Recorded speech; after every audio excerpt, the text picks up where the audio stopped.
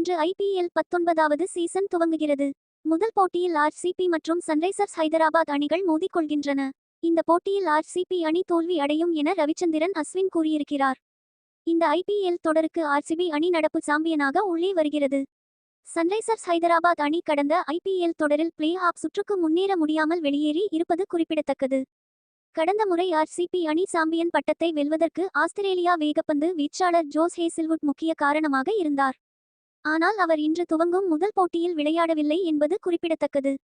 அதே சமயத்தில் சன்ரைசர்ஸ் ஹைதராபாத் அணியின் பேட்டிங் யூனிட் மிகவும் வலிமையாக காணப்படுகிறது.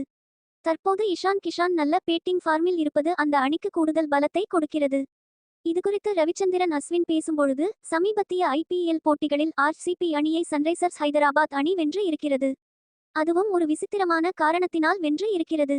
அப்படி கடைசியாக ஹைதராபாத் RCB அணியை வென்ற போட்டியில் ஜோஸ் ஹேசில்வுட் விளையாடவில்லை.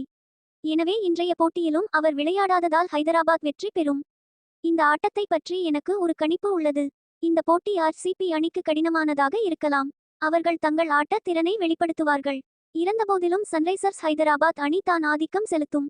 RCB தோல்வியடையும் என்று கூறியிருக்கிறார்.